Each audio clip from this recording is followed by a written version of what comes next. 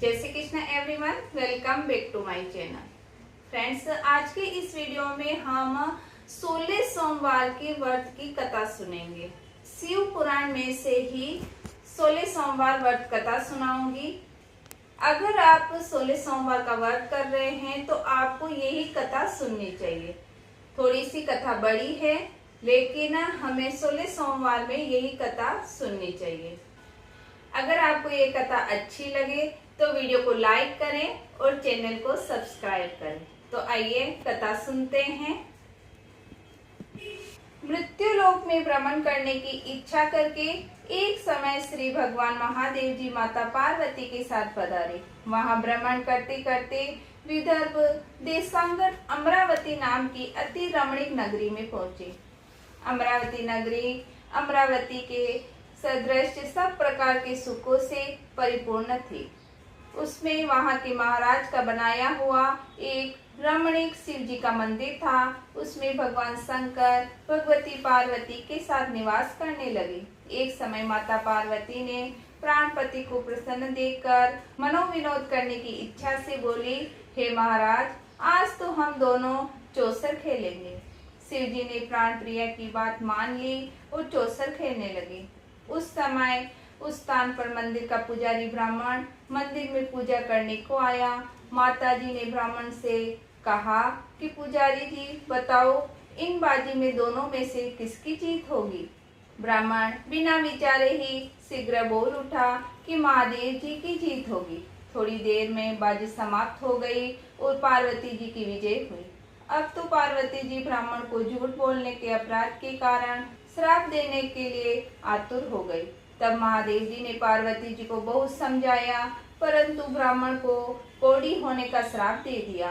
कुछ समय बाद पार्वती जी श्रावंश पुजारी को शरीर की कोढ़ पैदा हो गई। इस कारण पुजारी अनेक प्रकार के दुखों में रहने लगा। इस तरह के कष्ट भोगते हुए जब वह बहुत दिन हो गए तो देवलोक की अप्सराएं शिव जी की पूजा करने उसी मंदिर में पधारी।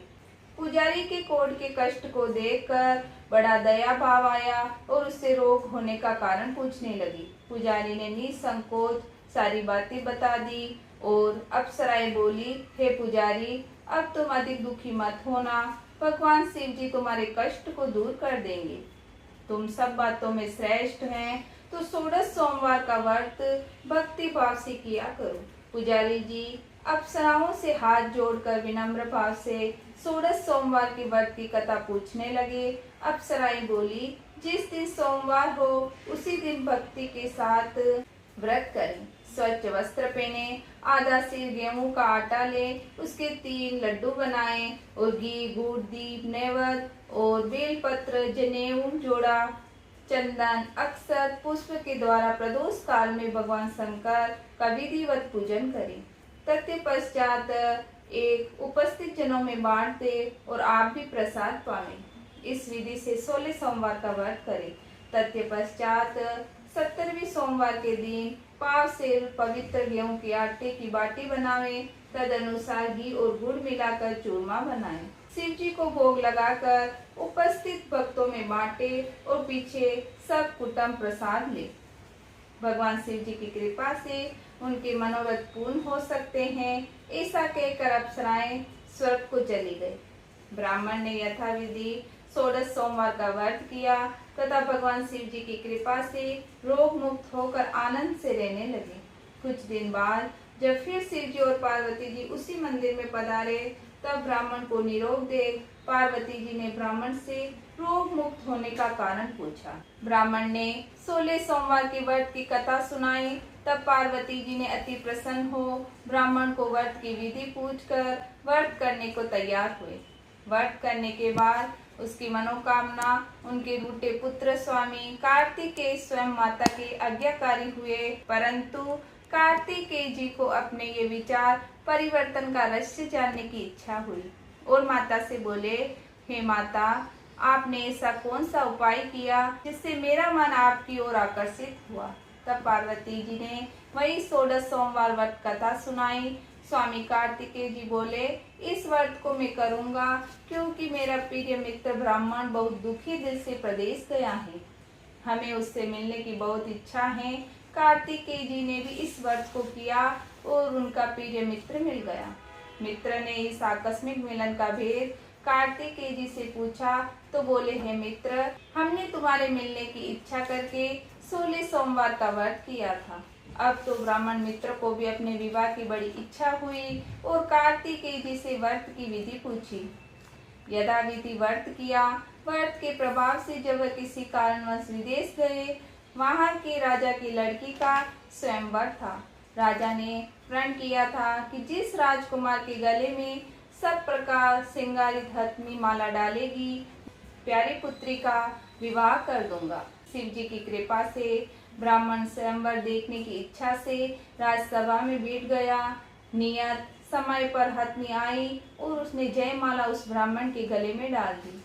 राजा की प्रतिज्ञा के अनुसार बड़ी धूमधाम से कन्या का विवाह हुआ और ब्राह्मण के साथ विदा कर दिया।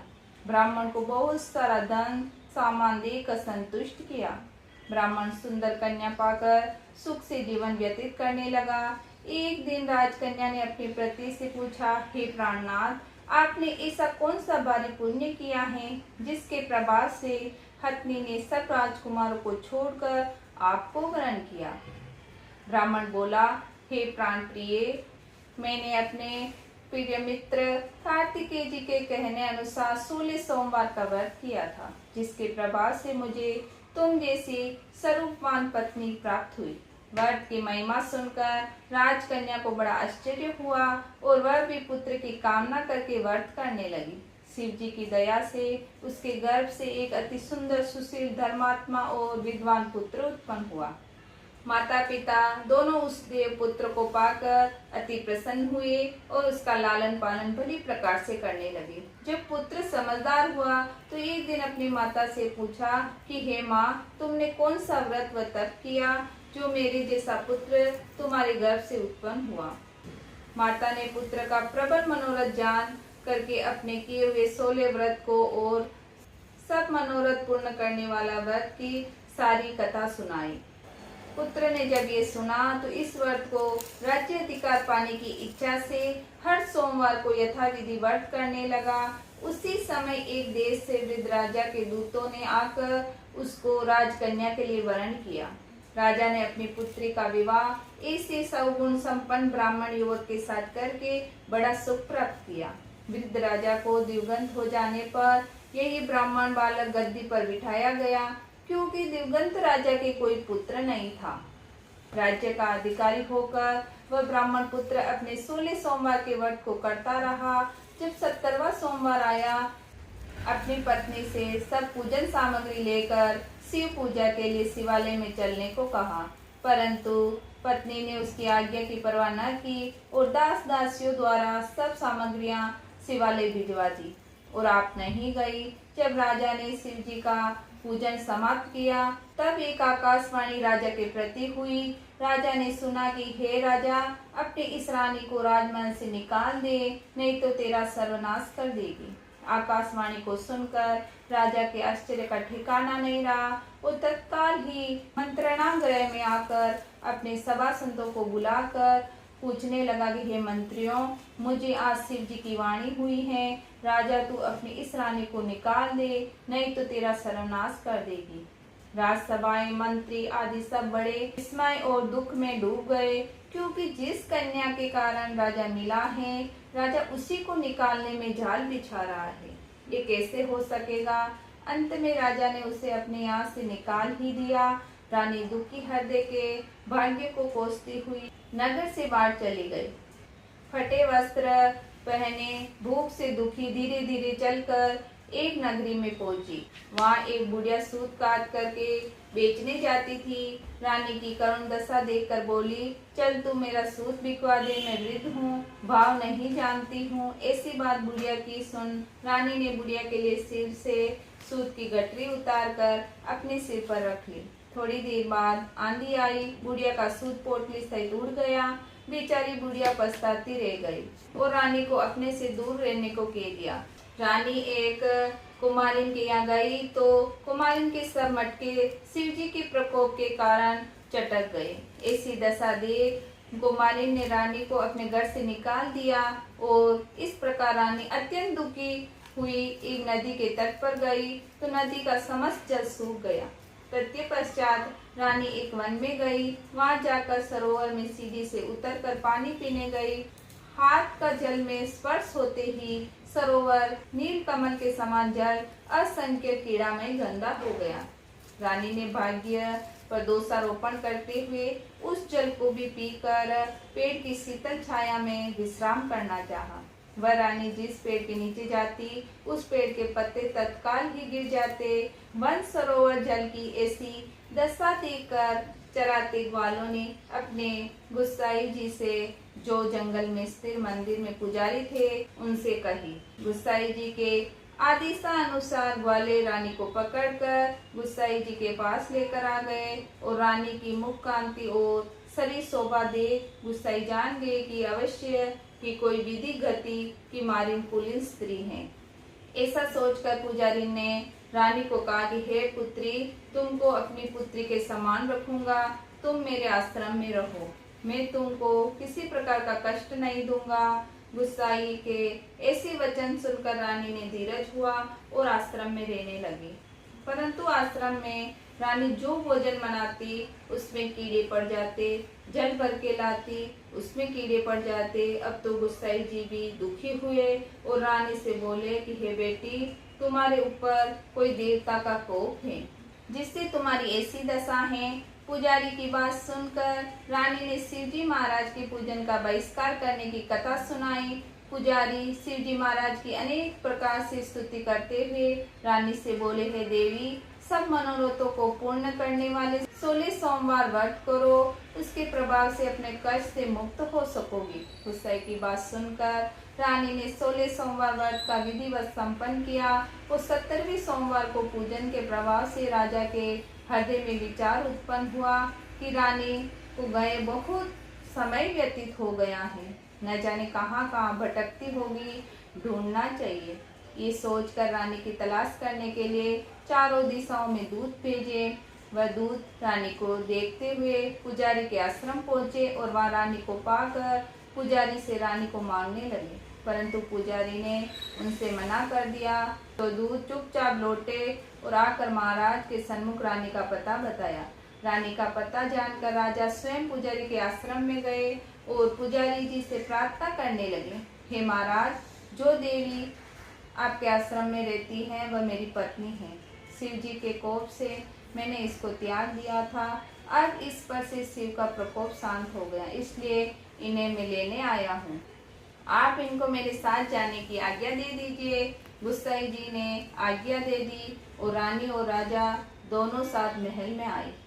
नगर वासियों ने नगर के दरवाजों पर तोरण बांधे, विधि विधान से सजाया। घर घर में मंगल गान होने लगे। पंडितों ने विविध मंत्रों के उच्चारण करके राजा रानी का स्वागत किया। ऐसी अवस्था में रानी ने पुनः अपनी राजधानी में प्रवेश किया। महाराज ने अनेक तरह से ब्राह्मणों को दान दिए और संतुष्ट किया। याजकों को धन धान्य दिया। नगरी में स्थान स्थान पर सदा व्रत खुलवाए, जहाँ भूखों को भोजन मिलता था। इस प्रकार से शिवजी की कृपा का पात्र हो राजधानी में रानी के साथ अनेक तरह के सुखों का भोग करते हुए सोमवार का व्रत करने लगा। विधिवत शिव पूजन करते हुए इस लोक में अनेक सुख को भोगने के पश्चात शिवपुर को पधारे। ऐसे ही जो मनुष्य मनसा, वाचा और कर्मणा द्वारा भक्ति सहित 16 सोमवार का व्रत, पूजन इत्यादि विधिवत करते हैं, वह इस लोक में समस्त सुखों को भोग कर अंत में शिवपुर को प्राप्त होता है। ये व्रत सब मनोरथों को पूर्ण करने वाला है। तो फ्रेंड्स, अगर आप 16 सोमवार का व्रत कर रहे हैं तो आपको ये कथा सुननी चाहिए। कथा थोड़ी बड़ी है, लेकिन 16 सोमवार के व्रत में यही कथा सुनते हैं। आई होप मेरी दी गई ये जानकारी आपको अच्छी लगे। वीडियो अच्छा लगे तो लाइक करें, चैनल को सब्सक्राइब करें। ओम नमः शिवाय।